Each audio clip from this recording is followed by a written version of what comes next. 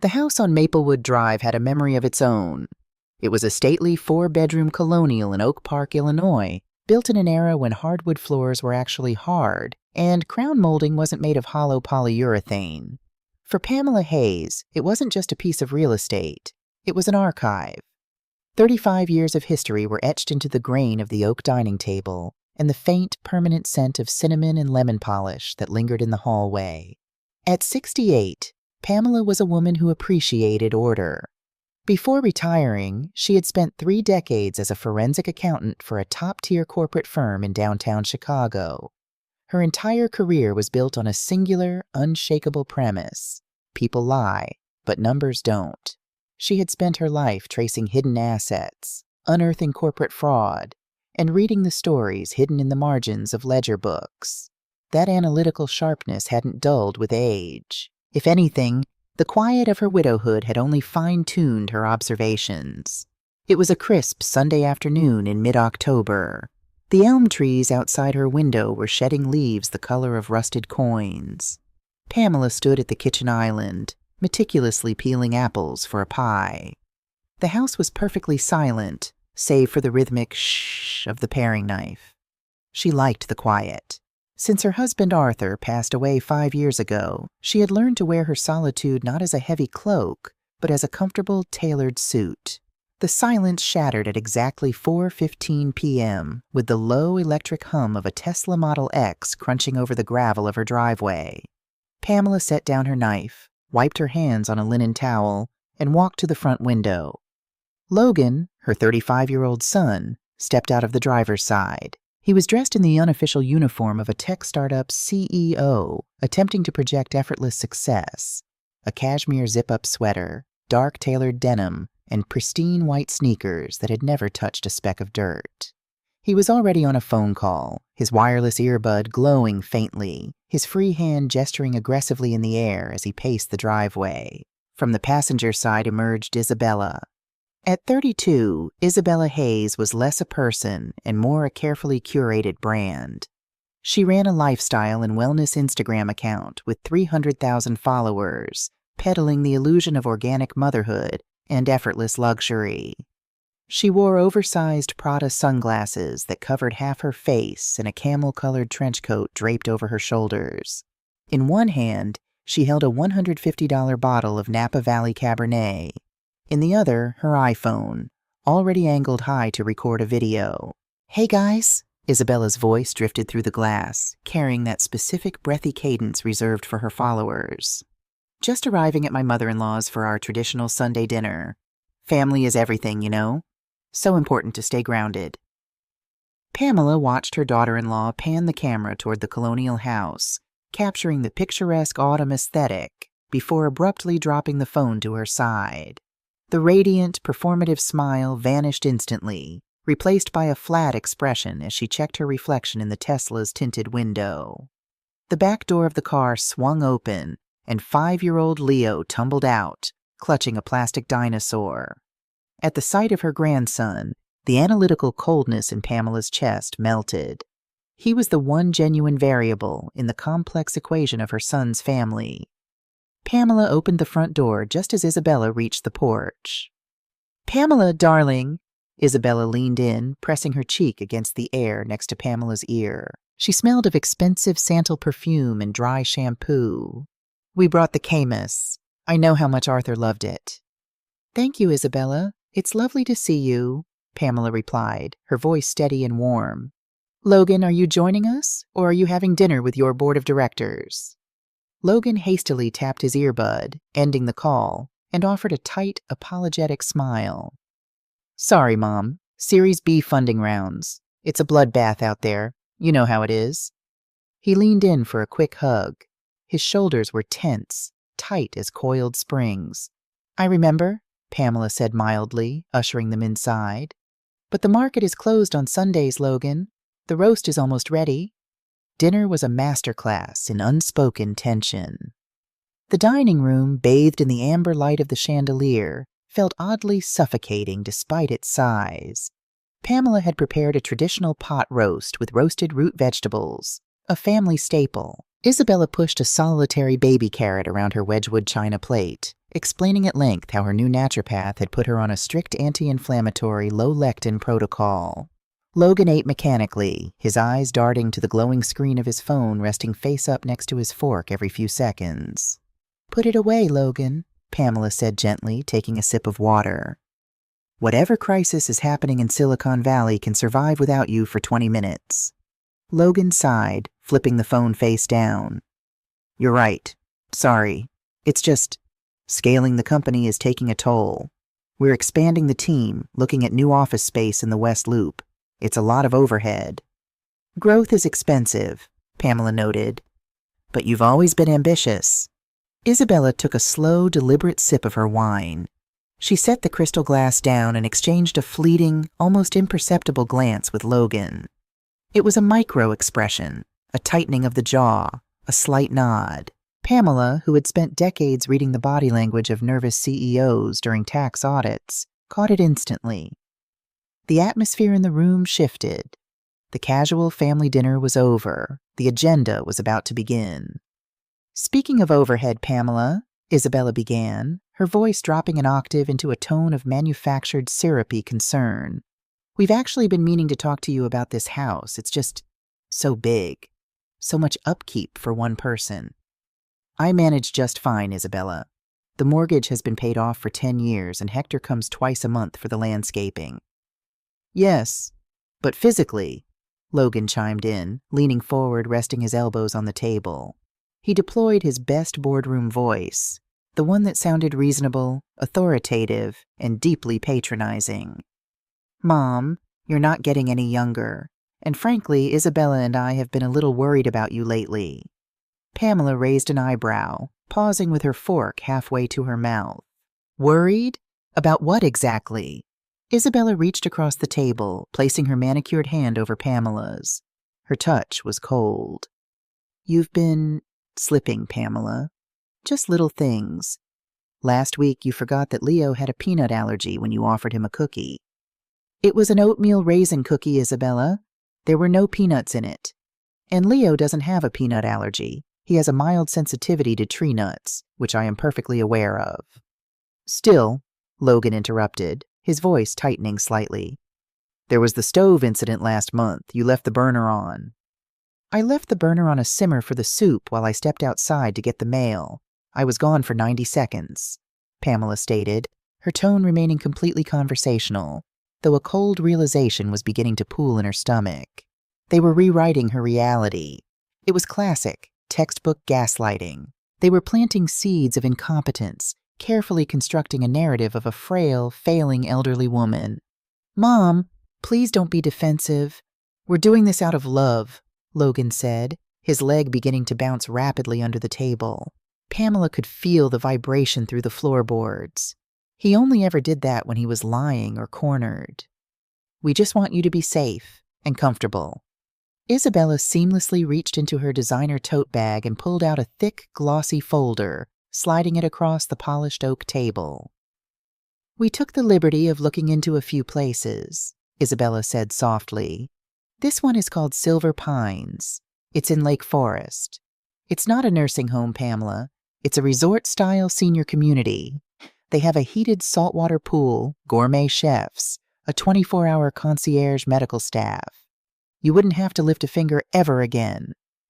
Pamela looked down at the brochure. The cover featured a stock photo of a vibrant, silver-haired couple laughing on a manicured golf course. "Silver Pines," Pamela repeated, her voice neutral. She didn't open the folder. She looked from the glossy paper to her son and then to her daughter-in-law. "We just think it's the responsible thing to do," Logan pressed, sensing her hesitation and mistaking it for compliance. "Before something bad happens, you deserve to relax, Mom. You've worked hard your whole life. Let us take care of the heavy lifting now." "Let us take care of the heavy lifting." Pamela stared at her son's perfectly white sneakers and Isabella's oversized diamond ring. They didn't see a mother sitting across from them. They saw a liability sitting inside a massive, debt-free asset. Her forensic mind kicked into gear, analyzing the data points.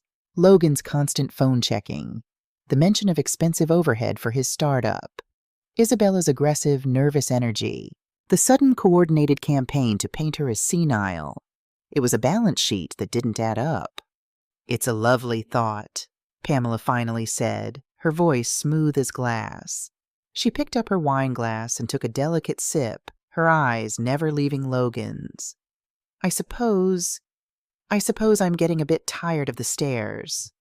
Isabella exhaled a sharp, quiet breath of relief. Logan's bouncing leg finally stopped. They thought they had won the opening negotiation. They thought they were dealing with a lonely widow who was ready to be shepherded quietly into the shadows. They had completely forgotten who had taught Logan how to count. "Leave the brochure," Pamela said softly, cutting a piece of her roast. "I'll look it over tonight." The stall tactic was executed with the precision of a seasoned operative. At 7:45 a.m. on Monday, Pamela sat at her kitchen table, a cup of untouched black coffee before her, and dialed Logan's number. She didn't clear her throat before speaking. She let the natural morning rasp linger. "Logan," she said, her voice breathy, deliberately stripping away her usual commanding cadence. "I'm so sorry to call this early. I woke up with a terrible migraine and my blood pressure monitor is flashing red. Dr. Aris told me to stay in bed if it spikes." There was a heavy pause on the other end. Pamela could hear the unmistakable hiss of an espresso machine and the frantic clicking of Isabella's heels on hardwood floors. "Mom, are you okay? Do you need an ambulance?" Logan's panic was real, but Pamela knew it wasn't out of concern for her health. It was panic over the timeline. The durable power of attorney was sitting unsigned on her coffee table. No ambulance, just rest," Pamela whispered. "I won't be able to look at that paperwork today, sweetheart. My eyes can barely handle the daylight. I'll just keep the envelope here safely until I feel better." Logan exhaled sharply, a frustrated, trapped sound. "Right, of course. Health first. Just rest, Mom. We'll figure it out later." Then a sudden shuffling of the phone. Isabella's voice, artificially bright, pierced the receiver. "Pamela, darling. Oh, I am so worried. Listen, it's actually an absolute crisis over here. Maria, the nanny, just texted that she has a fever. Logan has an emergency board meeting, and I have a brand deal photo shoot that I absolutely cannot reschedule. I know you're unwell, but could you possibly come here, just to sit on the sofa while Leo watches his iPad? Logan can send an Uber Black right now. You wouldn't have to lift a finger." Pamela smiled into the empty kitchen. A cold, hard smile. It was the perfect pretext. "If it's an emergency, Isabella," Pamela said weakly, "I suppose I can manage." An hour later, a sleek black SUV dropped Pamela off in front of Logan and Isabella's Lincoln Park residence. It was a 3-story, ultra-modern townhouse constructed of cold steel, sharp angles, and massive panes of floor-to-ceiling glass. It was a house designed to be photographed, not lived in. Inside, the atmosphere was absolute chaos, masked by the scent of expensive Santal diffusers. Isabella was in the foyer, aggressively spraying setting mist over her contour makeup, her phone propped on a tripod recording a Get Ready With Me time-lapse. Logan was pacing the kitchen island, furiously typing on a MacBook, his jaw clenched so tight the muscle twitched visibly. "Mom, you're a lifesaver," Logan muttered, barely looking up as he slammed the laptop shut and shoved it into his leather messenger bag. "Leo has his snacks. The Wi-Fi password is on the fridge. Don't let him use the markers on the white rug. I have to go." "Love you, Pamela. Feel better," Isabella chimed, grabbing a matcha latte and a Celine handbag before practically sprinting out the door behind her husband. The heavy smart door clicked shut, its electronic deadbolt whirring into place. Pamela stood in the pristine, minimalist foyer. The silence of the townhouse was different from the silence of her own home. Her house felt like a sanctuary. This house felt like a vacuum. "Grandma?" a small voice called out. Leo was sitting on the massive, custom-built modular sofa, holding a plastic Tyrannosaurus Rex. Pamela's rigid posture instantly softened. She walked over, kissed the top of his head, and sat beside him. "Hello, my brave dinosaur. Your mother said you wanted to watch that movie about the Space Rangers." "Yes, but Mom says screen time rots my prefrontal cortex," Leo recited perfectly, a bizarre phrase for a 5-year-old. Pamela chuckled softly. Well, Grandma's rules apply today. Let's get you set up. She queued up the movie, handed him a bowl of organic cheddar puffs that Isabella kept hidden in the pantry, and slipped a pair of wireless, volume-controlled headphones over his ears. He was instantly mesmerized. Grandma is going to tidy up a bit, sweetheart. Stay right here, she said. He didn't even blink. Pamela stood up. The grandmother vanished. The forensic auditor took over. She walked down the hallway toward the back of the first floor, where Logan kept his home office. The door was closed. She turned the brushed nickel handle. Locked. A smart lock with a keypad glowed faintly above the handle. Logan was obsessed with tech, but Pamela knew his psychology. He was fundamentally careless with details. When he was a teenager, he used to hide his diary under his mattress, the first place any mother would look. He liked the illusion of security, not the practice of it. She didn't bother trying to guess the passcode. Instead, she looked up. Above the doorframe was a sleek, magnetic art piece. She reached up, running her fingers lightly along the dusty top edge of the frame. Her fingers brushed against cold metal. A physical override key. Still so predictable, Logan. She slid the key into the hidden mechanical slot at the bottom of the keypad, turned it quietly, and stepped inside, closing and locking the door behind her. The office was a jarring contrast to the Instagram-perfect aesthetic of the rest of the house. It smelled of stale coffee and nervous sweat. The large glass desk was cluttered with crumpled receipts and empty energy drink cans. The massive whiteboard on the wall had been frantically erased, but Pamela's trained eyes immediately spotted the ghostwriting left behind by the dry erase markers. She stepped closer to the board, tilting her head to catch the natural light reflecting off the surface. Burn rate, $120,000 per month. Bridge loan, denied. Liquidity horizon, 14 days. 14 days. The timeline clicked into place. That was why they were pushing the power of attorney so aggressively. Logan didn't have months. He had 2 weeks before his startup ran out of cash. Pamela reached into her purse and pulled out a pair of thin latex gloves. She slipped them on, her heart rate beginning to tick upward. The quiet domestic drama had officially mutated into a crime scene. She was no longer a mother visiting her son. She was an investigator hunting for a motive. She moved to the desk. The MacBook was gone, but the physical trash can beside the desk was half full. She knelt down, sifting through the crumpled papers. Mostly junk mail and discarded food wrappers. Nothing useful. She sat in Logan's ergonomic chair and assessed the desk drawers. The top 2 were unlocked, containing pens, charging cables, and flash drives. The bottom drawer, the deep filing cabinet, was locked. Pamela didn't have a key for this one, but she had 30 years of experience dealing with panicked executives trying to hide financial ruin. She ran her gloved hands underneath the perimeter of the glass desk. Feeling nothing, she checked under the keyboard pad. Finally, she dropped to her knees and looked at the underside of the drawer itself. A small key was taped to the bottom with a piece of black electrical tape. She peeled it off carefully, inserted it into the lock, and turned. The drawer slid open with a heavy metallic glide. Inside were a dozen color-coded manila folders. Pamela didn't rush. Rushing led to mistakes. She pulled the folders out one by one, laying them flat on the desk, and opened them. The first folder contained bank statements for Isabella's LLC, Bella Vita Lifestyle. Pamela scanned the columns.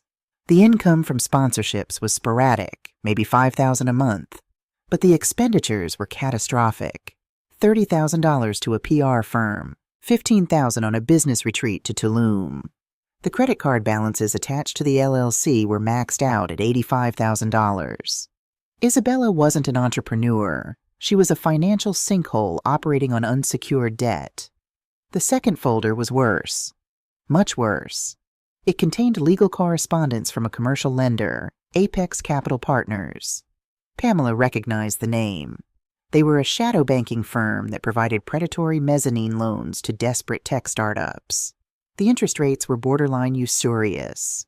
She read the top letter, dated 4 days ago.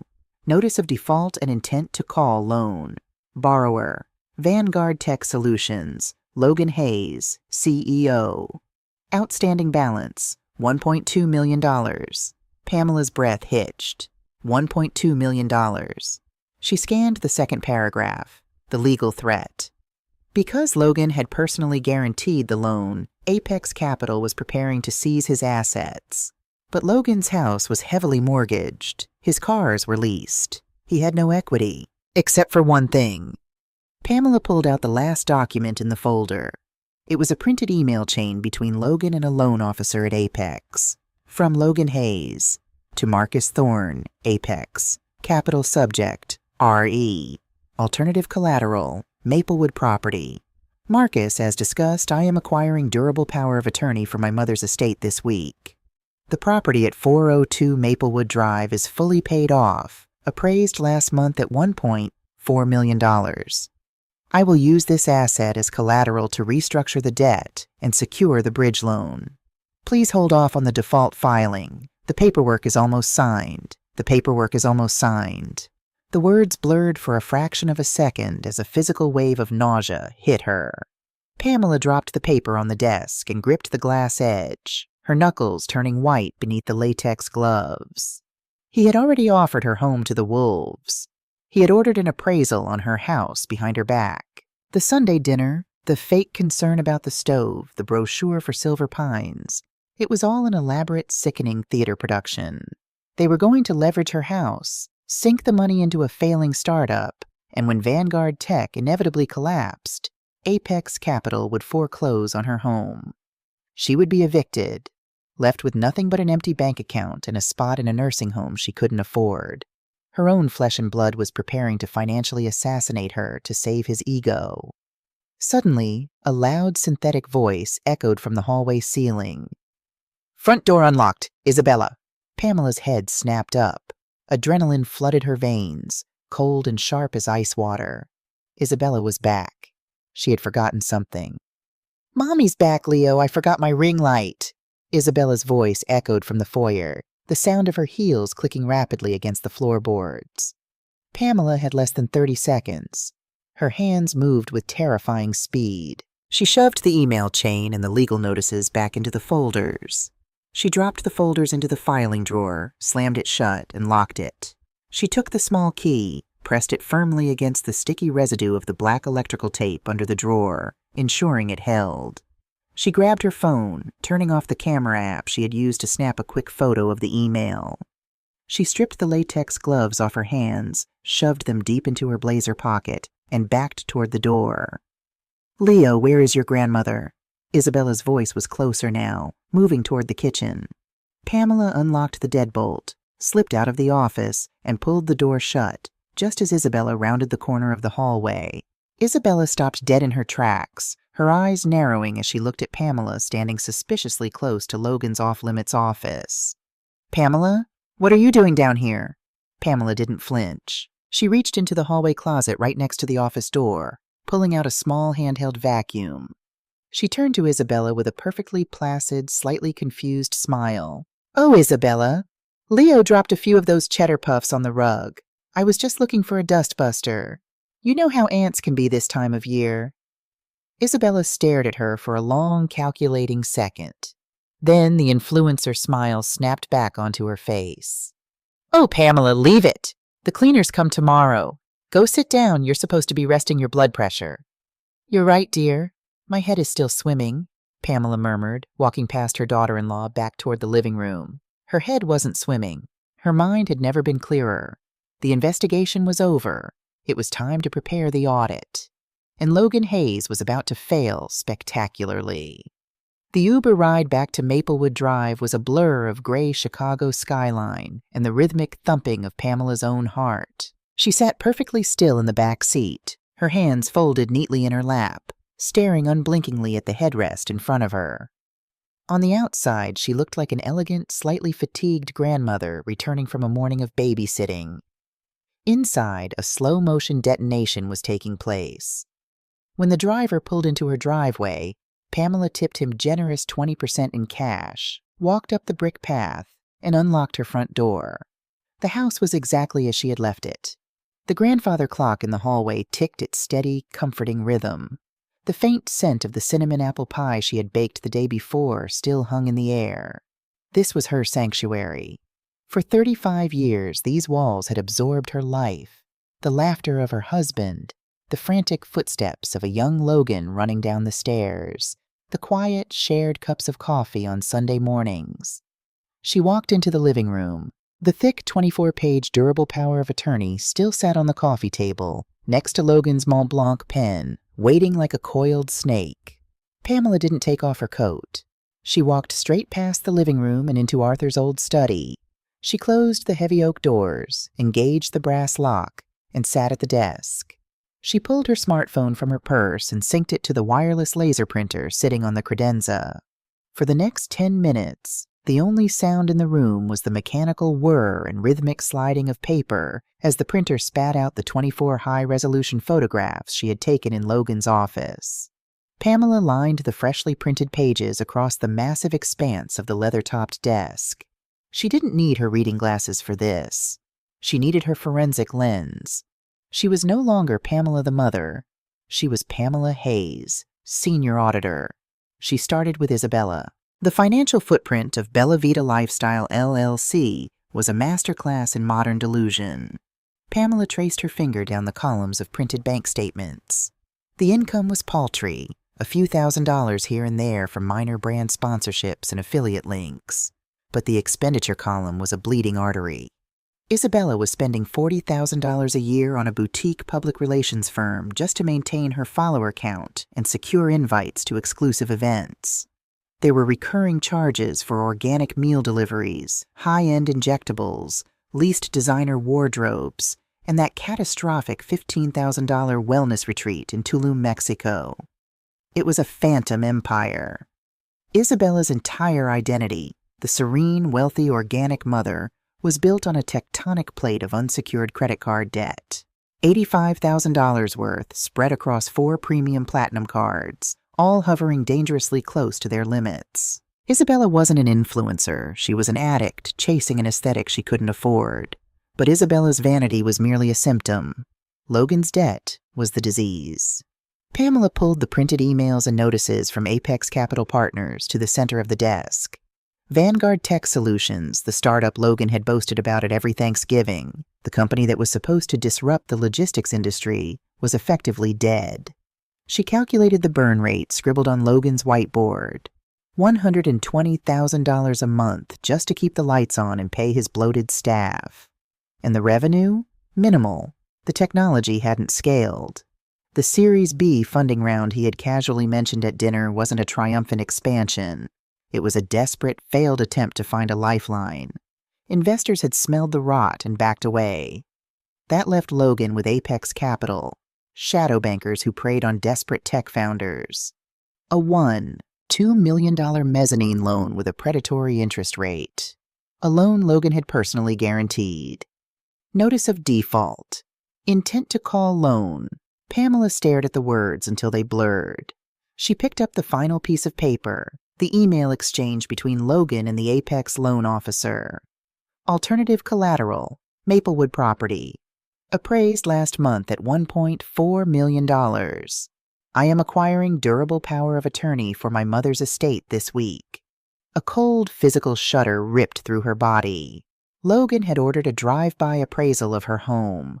He had paid a stranger to sit in a car on Maplewood Drive, take photos of her house, and calculate exactly how much money he could extract from its bricks and mortar.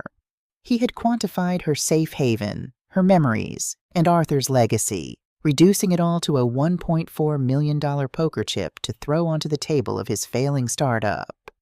The air in the study suddenly felt incredibly thin. Pamela leaned back in the leather chair, pressing the heel of her hand against her chest. The analytical firewall she had built around her heart began to crack, and the raw, agonizing grief poured in. My son. She remembered the day Logan was born. The impossible, terrifying weight of holding him in the hospital room, swearing silently that she would protect him from every hardship the world had to offer. She remembered Arthur working overtime for 3 years to pad Logan's college fund so the boy wouldn't graduate with a single cent of student debt. She remembered paying for Logan's lavish wedding to Isabella, writing a check that had wiped out a significant portion of their retirement liquid assets, just to see him smile. They had given him a foundation built on solid rock, and how had he repaid them? By building a house of cards on top of it, and then demanding the rock to pay for his collapse. It wasn't just the money. If Logan had come to her, sat at her kitchen table, wept, and confessed that he was drowning, Pamela would have helped him. She would have hired a bankruptcy lawyer, helped him navigate Chapter 11, and let him and Isabella move into the guest bedrooms to start over. She was a mother. There was nothing she wouldn't do to save her child. But he hadn't asked for help. He had planned a heist. He and Isabella had sat at her dining room table, drank her wine, and systematically tried to gaslight her into believing she was losing her mind. They had weaponized her age. They had tried to convince her she was senile, a danger to herself, so they could smoothly strip her of her legal rights and shove her into an overpriced senior facility, leaving them free to gut her estate. They didn't see her as a person anymore. They saw her as an obstacle, a stubborn, aging hurdle standing between them and a $1.4 million bailout. Pamela stood up abruptly. Her knees felt weak, but she forced herself to walk to the window. She pulled back the velvet curtain and looked out at the backyard. The oak tree Arthur had planted when Logan was 7 stood tall and defiant against the autumn wind. They want to take it all, she thought, a solitary tear finally breaking free and tracing a hot path down her powdered cheek. They want to erase me to save themselves. She let herself cry. She stood by the window for 5 minutes, her shoulders shaking with silent, ragged sobs. She wept for the son she had lost, not to death, but to greed. She wept for the hollow, performative woman he had married. She wept for little Leo, who was being raised in a house devoid of truth. When the grandfather clock in the hallway chimed noon, Pamela stopped. She wiped her face with a tissue from her pocket. She walked to the adjoining bathroom, turned on the cold water, and splashed it over her face until the redness in her eyes faded. She patted her skin dry, reapplied a thin layer of lipstick, and stared at her reflection in the mirror. The grieving mother had had her time. The auditor was back on the clock. She returned to the desk and gathered the printed evidence. She placed the papers in a secure, fireproof lockbox she kept hidden behind a row of encyclopedias on the bookshelf. She clicked the combination lock into place. The durable power of attorney was still on the living room table. It was their weapon, but Pamela realized with a sudden chilling clarity that she could turn it into their trap. They were operating under the assumption that she was docile, confused, and compliant. They had no idea they had just handed the blueprints of their conspiracy to a master of the trade. Her phone buzzed in her pocket. A text message from Logan. "Hi, Mom. Isabella said you went home to rest. Hope your blood pressure is down. We feel terrible about not being there. How about we come over tomorrow evening? We'll bring some takeout from that Italian place you love. We can celebrate your birthday a little early. Love you." Pamela stared at the glowing screen. Her birthday wasn't until next week. They weren't coming for pasta, and they certainly weren't coming to celebrate. They were coming to force her hand. Logan's liquidity horizon was 14 days. He couldn't afford to let the paperwork sit on her coffee table any longer. Tomorrow evening was going to be an ambush. She typed her reply, her thumbs moving steadily over the glass screen. "That sounds lovely, Logan. I am feeling much better. I'll make sure to have the paperwork ready for you. See you tomorrow." She hit send. Pamela set the phone down on the desk. A cold, absolute calm washed over her. It was the same calm she used to feel right before she walked into a boardroom to present an audit that would send corrupt executives to federal prison. They wanted a confused, compliant old woman. Tomorrow night, she would give them exactly the performance they expected. And then she would burn their illusion to the ground. Tuesday evening arrived with the quiet menace of a ticking bomb. Pamela stood in the foyer, checking her reflection in the antique mirror. She had chosen her armor carefully. A tailored navy blue silk blouse, pearl earrings, and a touch of rose-colored lipstick. She looked elegant, composed, and exactly like a woman who had her affairs in perfect order. The 24-page durable power of attorney sat on the entryway console table, resting inside its manila envelope. Logan had texted that he and Isabella were bringing takeout at 7. At 6:58 p.m., the doorbell rang. Pamela took a slow, measured breath, smoothing the front of her slacks. She mentally braced herself for a tense, quiet dinner of psychological warfare. She unlocked the deadbolt and pulled the door open. "Surprise!" A chorus of voices erupted from her front porch. Pamela's heart gave a violent jolt against her ribs. Standing on her welcome mat wasn't just Logan holding a bag of Italian food. It was a crowd. Isabella was front and center, her iPhone held high, the ring light blindingly bright as she live-streamed the moment. Behind them stood Marjorie, Pamela's gossipy next-door neighbor, Richard, her late husband's former golf partner, and Sarah, a woman from Pamela's book club. And standing slightly to the side, looking profoundly uncomfortable in a cheap, ill-fitting gray suit and clutching a faux leather briefcase, was a man Pamela had never seen before. "Happy early birthday, Mom!" Logan beamed, stepping inside and engulfing her in a tight, performative hug. He smelled of expensive cologne and nervous sweat. "We know you didn't want to fuss, but we couldn't just let 70 sneak up on you without a celebration." "Oh, Pamela, look at your face. You are completely shocked." Isabella trilled to her phone camera, stepping into the hallway. "Guys, we totally got her. The matriarch is speechless." Pamela was speechless, but not from joy. Her forensic mind rapidly scanned the variables, calculating the threat level. This wasn't a birthday party. This was an ambush. Logan had brought an audience. "Come in, everyone, please," Pamela said, forcing a warm, bewildered smile to her face. "Logan, you really shouldn't have. I'm not dressed for a party." "You look stunning, Pamela, as always," Richard boomed, handing Logan a bottle of scotch. As the guests filed into the living room, Logan casually hooked a hand around the waist of the stranger in the gray suit, guiding him forward. "Mom, this is Greg. He's a colleague of mine from the city. I invited him along because he's actually helping me sort out some of the logistics for your transition." Greg offered a clammy hand. "A pleasure to meet you, Mrs. Hayes. Happy birthday." Pamela looked at Greg's breast pocket. Through the thin fabric of his suit jacket, she could make out the heavy cylindrical shape of a custom ink stamp. A notary public, the sheer predatory brilliance of the plan sent a chill down her spine. Logan wasn't going to try and persuade her in private anymore. He had weaponized social pressure.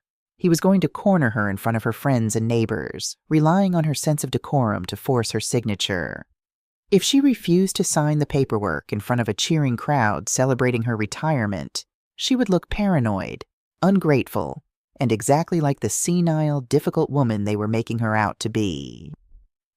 Isabella took charge of the dining room, unpacking an extravagant spread of catered Italian food, truffle risotto, braised short ribs, and several heavy bottles of deep, staining Bordeaux wine. The next hour was suffocating. The house was filled with loud chatter, laughter, and Isabella's constant grating documentation of the event. Pamela played the gracious host perfectly. She smiled at Marjorie's gossip, laughed at Richard's terrible golf jokes, and let Isabella pour her a massive glass of the dark red Bordeaux. But her eyes never left Logan. He was vibrating with suppressed adrenaline. He kept checking his Rolex. His 14-day liquidity horizon was breathing down his neck. He needed this collateral tonight. Finally, when the plates were cleared and a towering chocolate cake was brought out, Logan tapped his fork against his wine glass. The sharp clink, clink, clink cut through the noise. The room fell silent.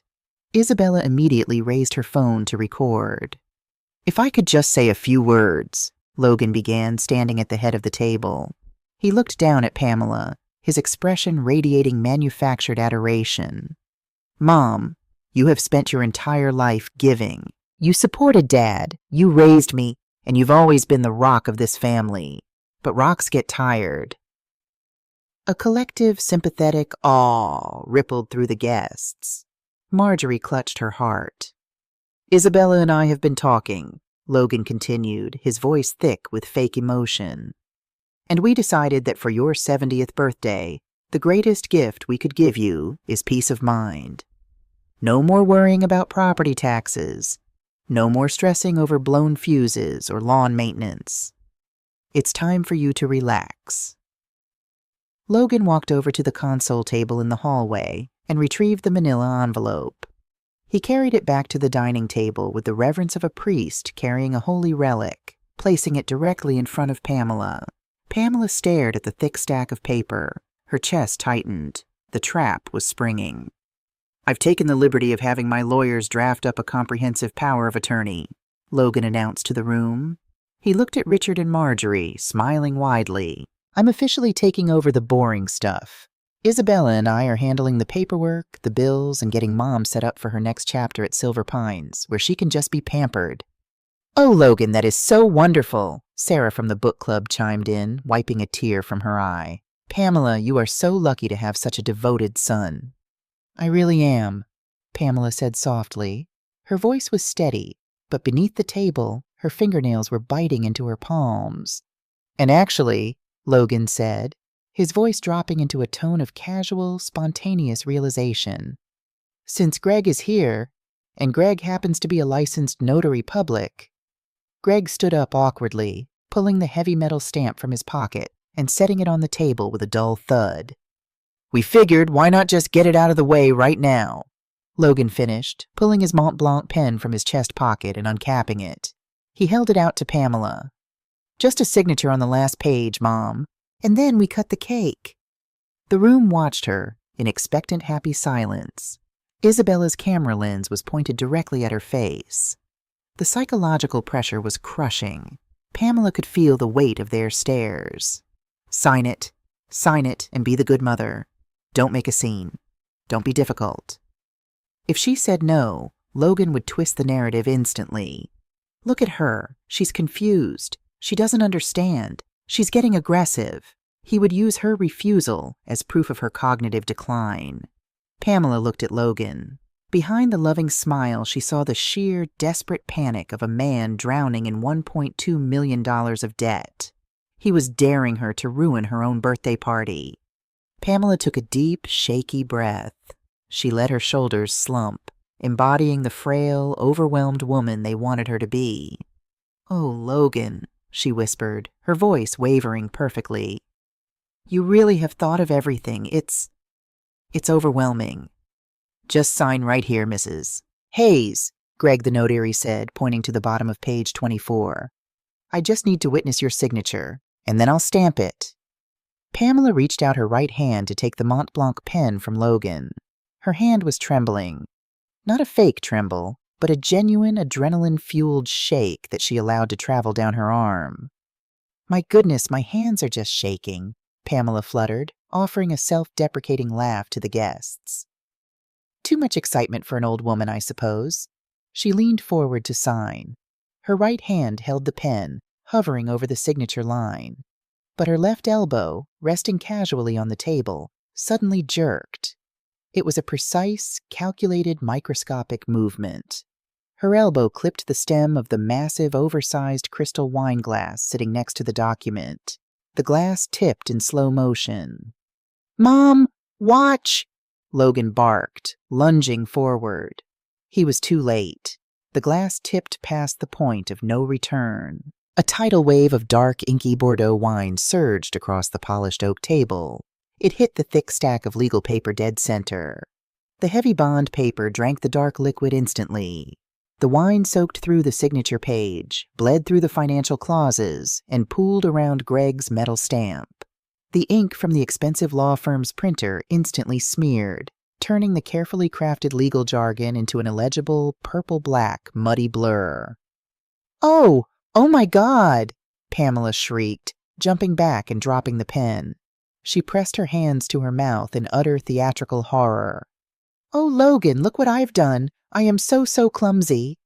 Chaos erupted. Marjorie gasped. Richard grabbed a cloth napkin and uselessly dabbed at the edges of the growing purple puddle. Isabella dropped her phone, the live stream completely forgotten as she stared in shock at the ruined table. Logan stood frozen. His hands were hovering over the drenched, destroyed document. The mask slipped. For 2 terrifying seconds, the loving son vanished, replaced by a man looking at his mother with a hatred so pure and violent it made Pamela's blood run cold. His jaw locked, a vein bulging in his temple. "Logan, I am so sorry," Pamela cried out, her voice pitching up in artificial panic. "The document, it's ruined. Oh, my foolish, clumsy hands." Greg the notary cautiously pulled his stamp away from the encroaching wine puddle. He looked at the soaked, illegible pages. Logan, I can't notarize this. The text is completely obscured and the signature line is gone. It's legally void." "I know it's void, Greg," Logan hissed, his voice dropping to a low, venomous octave that only Pamela and the notary could hear. He closed his eyes, took a ragged breath, and when he opened them again, the fake smile was pasted back onto his face, though it looked brittle enough to shatter. "It's fine, Mom," Logan forced out through gritted teeth. "It's just an accident. We'll just have to get my lawyers to print and bind a new original copy." "Will that take long?" Pamela asked, her eyes wide and innocent. "I know how busy those downtown firms are." "A few days." Logan swallowed hard, the reality of his ticking clock clearly suffocating him. To get a new, specialized 24-page original drawn up and couriered out to the suburbs would cost him at least 48 hours. Hours he did not have. "Well, let's not let spilled milk or spilled wine ruin the party," Richard boomed, trying to cut through the agonizing tension. "Let's cut that cake." The rest of the evening was a funeral disguised as a birthday. Logan barely spoke. He drank 3 glasses of scotch in rapid succession, his leg bouncing violently under the table. Isabella spent the rest of the night furiously texting someone on her phone, her influencer smile completely evaporated. When the guests finally filtered out, offering their warm goodbyes and apologies for the little accident, Logan and Isabella didn't linger. "We'll be in touch, Mom," Logan said at the front door. He didn't hug her this time. He just stared at her, his eyes dark and desperate. "I'll have the new papers to you by Thursday. Please just rest your hands." "I will, sweetheart." "Drive safe," Pamela waved. She closed the door and locked it. The house was silent again. Pamela walked back into the dining room. The smell of stale wine and sugar hung in the air. She looked at the ruined, purple-stained lump of paper sitting in the middle of her table. She had bought herself 48 hours. The opening skirmish was over, and she had won. But the defensive phase of her strategy was done. Pamela walked into her study, picked up the phone, and dialed a number she hadn't called in 5 years. "Hello, Thomas," Pamela said when the voice on the other end answered. "It's Pamela Hayes. I need to retain your services immediately. I need to draft an irrevocable trust, and I need it bulletproof by Wednesday morning." Thursday evening descended on Maplewood Drive with a deceptive calm. At 7 p.m. sharp, the doorbell rang. Pamela opened it to find Logan standing alone on the porch. He looked exhausted. The dark circles under his eyes betrayed the crushing weight of his ticking financial clock. He held a crisp, new manila envelope tightly against his chest. There was no Isabella tonight, no live stream, no fake birthday cake, no audience, just a desperate man and the mother he believed he was manipulating. He had brought Greg the notary again, who waited awkwardly in the idling Tesla. "Mom," Logan said, his voice strained as he stepped into the foyer. "I'm sorry about the other night. The wine, the mess. I really need to get this filed so I can finalize your Silver Pines application and handle the property management." Pamela offered a gentle, tired smile, playing the role of the compliant widow one last time. "I know, sweetheart. I'm sorry, too. My hands are just so unreliable lately." She led him into the living room. Logan placed the new 24-page durable power of attorney on the coffee table. It was identical to the one she had ruined, freshly printed and pristine. "I brought Greg," Logan said, gesturing toward the window. "If you sign it now, he can witness it from the porch, stamp it, and we're done. You won't have to worry about a single financial decision ever again." You won't have to worry about a single financial decision ever again. The absolute audacity of the lie almost made Pamela laugh. Instead, she sat down, adjusted her reading glasses, and took the Mont Blanc pen he practically shoved into her hand. She didn't hesitate. She didn't feign a tremor. She pressed the gold nib to the paper and signed her name with a smooth, elegant flourish. Pamela Hayes. Logan's shoulders instantly dropped 3 inches. He let out a breath he looked like he had been holding for 2 days. He snatched the document from the table with a speed that bordered on violent, practically running to the front door to hand it to Greg for the official notary stamp. When Logan returned to say goodbye, his eyes were bright with triumph. He hugged her tightly. It felt like an embrace from a stranger. "Thank you, Mom," he whispered fiercely. "You have no idea what this means to me." "I think I do, Logan," Pamela replied softly, patting his back. "Good luck tomorrow." Friday morning, 10 a.m., downtown Chicago. The offices of Apex Capital Partners were designed to intimidate.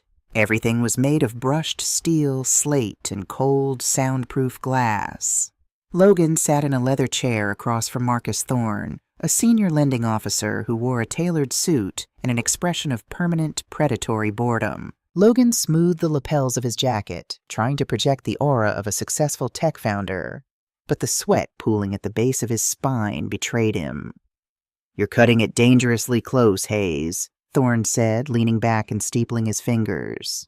"The grace period on the Vanguard Tech loan expires at noon today. If we don't have secured, unencumbered collateral by 12:01, we file the default, freeze your operating accounts, and begin asset seizure." "There's no need for that, Marcus," Logan said, his voice dripping with forced confidence. He opened his sleek leather briefcase and pulled out the manila envelope. He slid it across the expansive glass desk. "Durable power of attorney. Fully executed, notarized last night. It grants me absolute control over my mother's estate. The property at 402 Maplewood Drive is fully paid off. Appraised at $1.4 million. It's yours to encumber. Just restructure the bridge loan." Thorne picked up the document. He scanned the signature page, noting the fresh notary seal. He nodded slowly. "Very well. If the title is clear, we'll draft the lien and extend the runway." Thorne picked up his desk phone and pressed a button. "Sarah, I'm sending you a POA for the Hayes account. Run a hard title search and deed verification on the Cook County database for 402 Maplewood Drive. Priority 1. He handed the envelope to a paralegal who had silently entered the room, then looked back at Logan. "Give it 5 minutes." Those 5 minutes felt like 5 years. Logan checked his Rolex. 10:14 a.m. He had done it. He had saved Vanguard Tech. He would leverage the house, inject the cash, launch the new software update, and pay the shadow bank back before his mother even noticed a secondary mortgage on her credit report. It was a victimless crime, he rationalized. She was going into Silver Pines anyway. The glass door opened. The paralegal stepped back in. She didn't look at Logan. She walked directly to Thorne, leaning down to whisper in his ear. She slid a single sheet of printed paper onto his desk. Thorne's bored expression vanished. His eyes locked onto the paper, tracking the lines of text. Slowly, a dark, unpleasant smile spread across his face. He looked up at Logan, not with respect, but with absolute disgust. "Is this a joke to you, Hayes?" Thorne asked, his voice deadly quiet. Logan's stomach plummeted. "What? No. The appraisal is perfectly accurate." "I don't care about the appraisal," Thorne cut him off, tossing the piece of paper across the desk. It landed face up in front of Logan. "I care about the title. You came in here offering a property your mother doesn't own." The air in the room stopped moving. Logan stared at the man. "That's impossible. She's lived there for 35 years. There's no mortgage." "Look at the public record, you idiot," Thorne barked. Logan looked down at the paper. It was a printout from the Cook County Recorder of Deeds. Property address, 402 Maplewood Drive. Date of transfer, Wednesday, October 15th. Grantor, Pamela Hayes. Grantee, Leo Hayes, Educational Trust. Transaction value, $1. Status, irrevocable. Logan's vision tunneled. The sterile lights of the office seemed to flicker. Wednesday. She had transferred the deed on Wednesday, 2 days before she signed the power of attorney. The realization hit him with the force of a freight train. She knew. She had known everything. The spilled wine hadn't been an accident. The trembling hands had been an act. She had deliberately stalled him, let him bring a notary to her house, and then signed a document giving him absolute control over her real estate, knowing full well she no longer possessed any real estate to control. The POA he held was a legally binding piece of absolute garbage. She put it in an irrevocable trust, Thorne said, standing up, buttoning his suit jacket. The beneficiary is your son, but the trust owns the house. You have zero legal authority to pledge it, and neither does she. It's untouchable. Marcus, wait, Logan stammered, scrambling to his feet, his chair scraping loudly against the hardwood floor. Just give me 48 hours. I can fix this. I can talk to her. Talk to whoever you want, Thorne said coldly, walking toward the door. You have no collateral. The loan is called. My attorneys are filing the default at noon. Have your people ready to surrender your corporate assets, Hayes. You're done. The heavy glass door clicked shut, leaving Logan alone in the room with the ruins of his life. The Tesla Model X tore through the quiet suburban streets of Oak Park, ignoring stop signs and speed limits. Isabella sat in the passenger seat, her face pale and panicked, clutching her Celine bag as Logan gripped the steering wheel with white-knuckled fury. What do you mean she doesn't own the house? Isabella shrieked as Logan violently jerked the wheel, turning onto Maplewood Drive. Where did the house go, Logan? She put it in a trust for Leo. She played us, Logan roared, slamming the brakes as the car skidded to a halt in Pamela's driveway. They scrambled out of the car and sprinted up the brick path. Logan shoved his spare key into the front door and threw it open. Mom! Logan screamed, his voice echoing through the hallway. But the echo was wrong. It was too loud, too hollow. Logan and Isabella froze in the entryway. The antique mahogany console table that had sat by the door for 2 decades was gone. The Persian runner rug was missing. They walked slowly into the living room, a profound sense of horror washing over them. The house had been gutted. The custom cream-colored sofa, the wingback armchairs, the antique grandfather clock, the crystal chandelier, everything of significant financial value had vanished. The walls were bare, leaving only pale rectangular shadows where expensive oil paintings used to hang. Standing in the center of the vast, empty living room was Pamela. She was wearing a chic, tailored camel trench coat. A silk Hermes scarf was tied elegantly around her neck. Beside her on the bare hardwood floor sat a single, small Rimowa carry-on suitcase. She did not look like a frail widow headed for a nursing home. She looked like a CEO who had just successfully liquidated a hostile acquisition. What did you do? Isabella gasped, staring at the empty space where the dining table used to be. We've been robbed. Not robbed, Isabella. Liquidated, Pamela said smoothly, her voice echoing in the cavernous room. You would be amazed at how quickly an estate liquidator will clear out a home when you offer them premium antiques at a 30% discount for cash. Logan was shaking.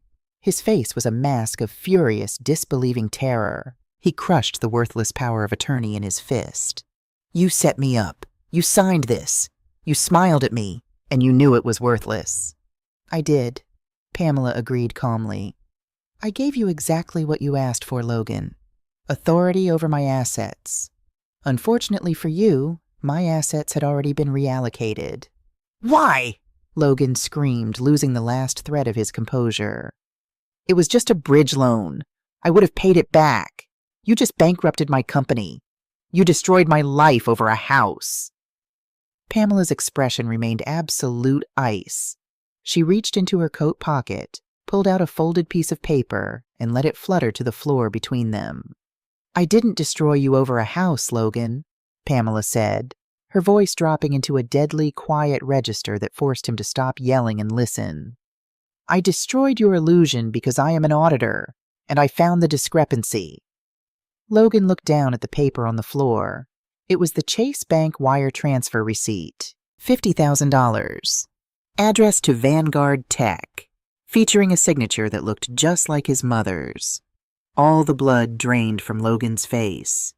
He stumbled backward a half step, suddenly looking like a terrified little boy. The rage evaporated, replaced by the suffocating realization that he had committed a federal crime, and his mother held the evidence.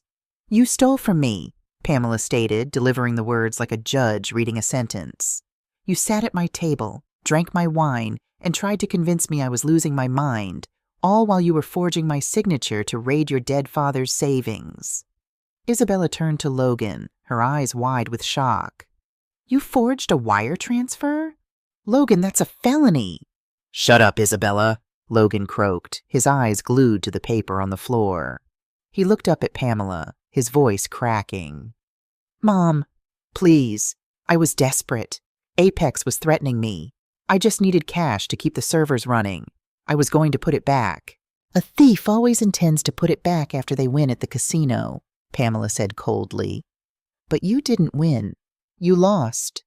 She gestured to the empty room around her. "You took $50,000. So I sold $50,000 worth of furniture to replace my savings. The ledger is now balanced." Logan fell to his knees. The tech CEO, the arrogant manipulator, was completely broken. "Mom, please. Apex is going to seize everything.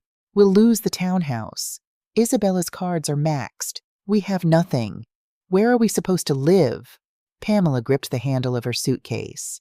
She looked down at her son, feeling a profound, aching sadness, but no pity. If she saved him now, he would never learn. He would just find another victim. "You are 35 years old, Logan. You have an Ivy League degree. I suggest you update your resume," Pamela said. She turned her gaze to Isabella, who was silently crying, her mascara running down her perfectly contoured cheeks. "And Isabella, you might want to cancel the PR firm. You can't afford them anymore." Pamela began walking toward the front door, the wheels of her suitcase clicking softly against the hardwood. "Wait!" Logan cried out, scrambling to his feet.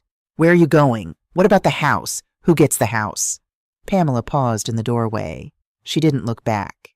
She kept her eyes on the autumn sunlight spilling onto the front porch. "The house belongs to Leo," Pamela said, her voice steady and resolute. "It sits in a trust waiting for him. It will be rented out, and the income will pay for his college tuition. Because unlike you, Logan, I intend to make sure my grandson actually has a future that hasn't been stolen by his parents." She stepped out into the crisp October air, pulling the door shut behind her. The heavy, final click of the deadbolt locking into place echoed through the neighborhood. For the first time in 35 years, Pamela Hayes walked down Maplewood Drive without looking back. She was no longer a widow, a mark, or an obstacle. She was entirely, irrevocably free. The crisp October air hit Pamela's face like a splash of cold water, instantly clearing the stifling tension of the empty house behind her.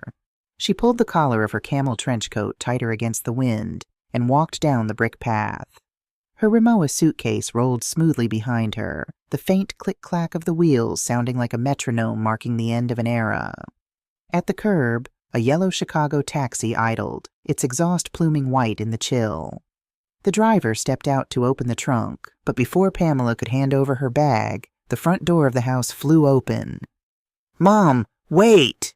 Logan practically stumbled down the porch steps, his designer suit looking suddenly too big on his shrinking frame. The arrogance that had fueled him for months was completely gone, replaced by the raw, panicked desperation of a man staring into the abyss. Isabella stood in the doorway, her arms wrapped around herself, watching the collapse of her empire in stunned silence. Logan stopped a few feet from the taxi, his chest heaving. "You can't just leave us with nothing," he pleaded, his voice cracking. "I'm your son. How am I supposed to survive this? Apex is going to take everything. The house, the cars, the company. I'll be ruined." Pamela paused.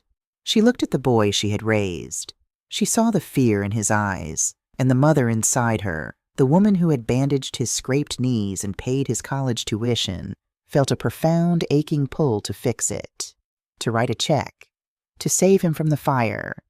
But the auditor knew that if she put out this fire, he would only build a bigger one next time. "I didn't leave you with nothing, Logan," Pamela said, her voice steady, carrying no malice, only an unshakable, humbling gravity. "I left you with the exact consequences of your own choices.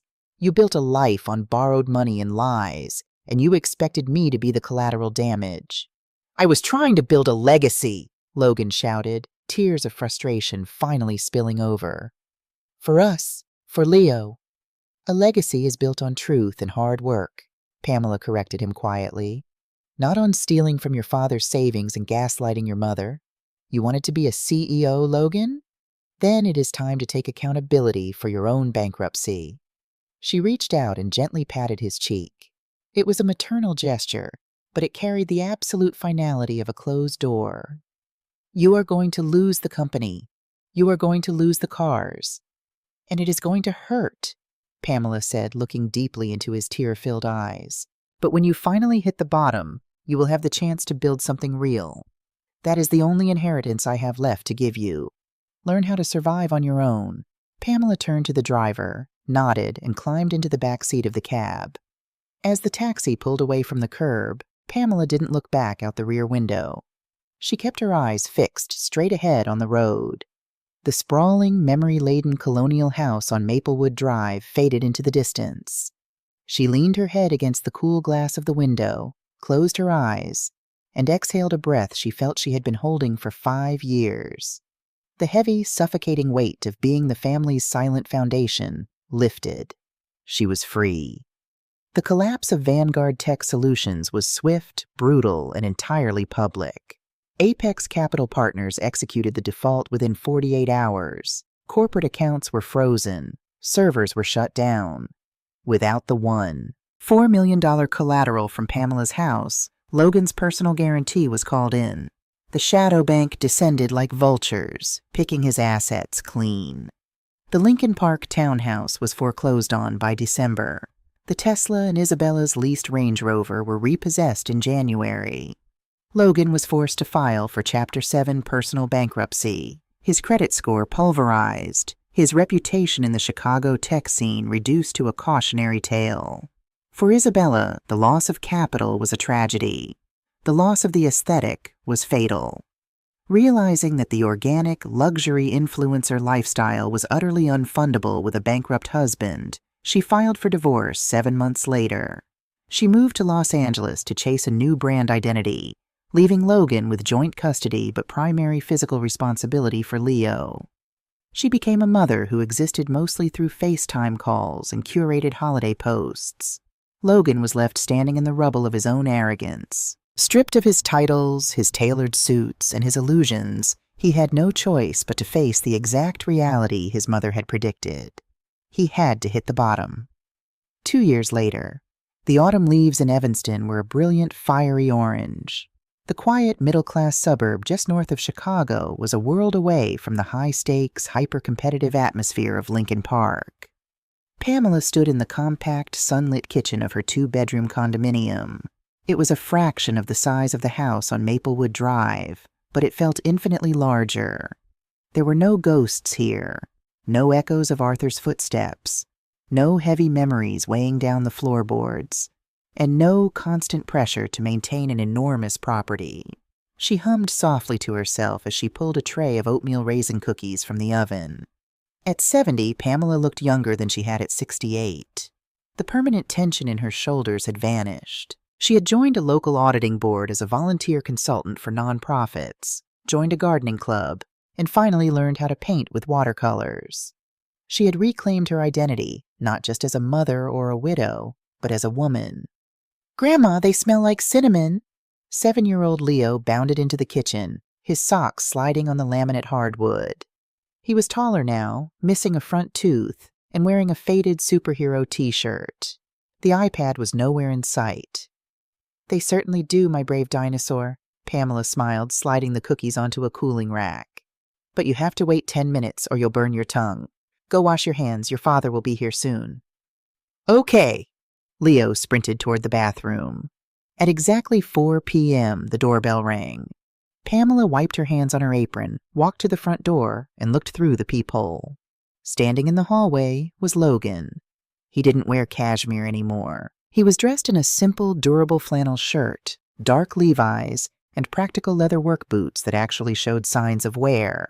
His hair was cut shorter, the expensive salon styling replaced by a standard barber's trim.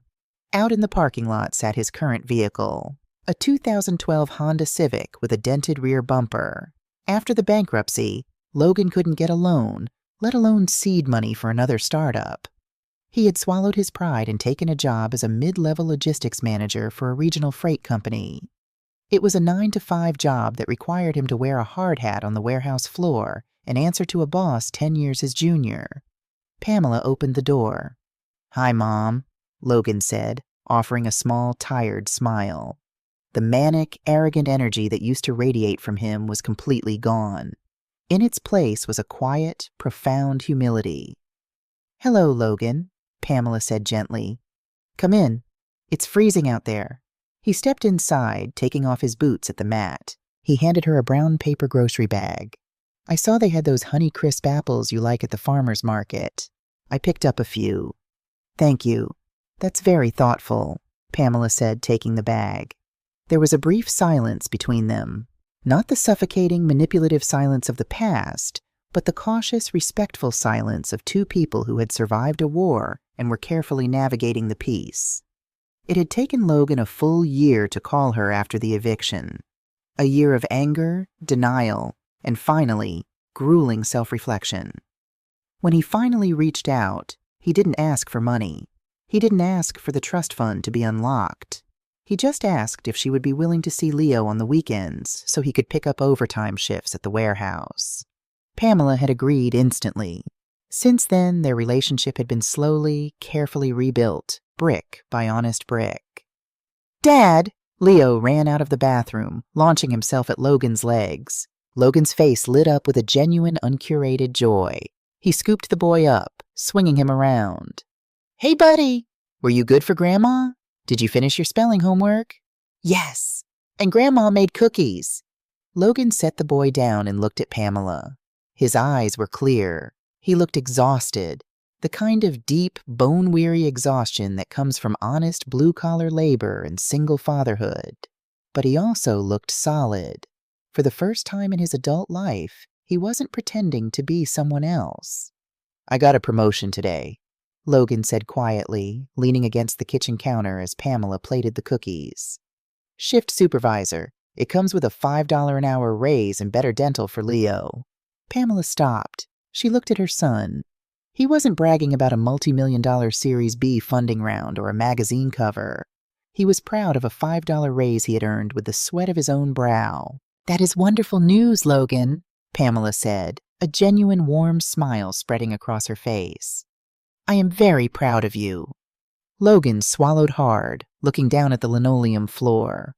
The validation from his mother, validation he had once tried to steal, now hit him with the weight of gold because he knew he had actually earned it. "It's hard, Mom," Logan whispered, his voice thick with emotion. "Working this much, trying to keep the apartment clean, making sure Leo has what he needs. Sometimes I look at my bank account and I don't know how you and Dad did it for 30 years without losing your minds." Pamela walked over and placed a hand gently on his shoulder. "We did it because we knew the value of what we were building. An honest life isn't glamorous, Logan. It's just real, and it's yours. No one can ever foreclose on a man's integrity once he finally earns it." Logan looked up at her, his eyes shining. He reached up and placed his rough, calloused hand over hers. "I'm sorry, Mom. For everything. For the money, for the lies. I was a fool." It was the apology she had waited 2 years to hear. There were no excuses attached to it. No shifting of blame, just pure accountability. "I know, sweetheart," Pamela said softly, giving his shoulder a firm squeeze. "The ledger is balanced. The past is closed." She pulled her hand back and picked up the plate of warm cookies. "Now," Pamela said, her eyes twinkling with a renewed, peaceful light, "take off your coat, go wash your hands with your son, and sit down at my table. I just put the kettle on." Logan smiled, a real grounding smile. "I'd love that, Mom." As Pamela watched her son and grandson walk to the sink together laughing, she looked out the window of her small condo. The sun was setting, casting a golden, forgiving light over the autumn trees. The colonial house on Maplewood Drive was a ghost, the millions of dollars an illusion. What mattered was right here in this tiny kitchen. She had burned down a toxic empire to save her family, and from the ashes, They had finally grown into something real. Pamela Hayes poured the tea, content in the knowledge that for the first time in a long time, everything was exactly where it belonged.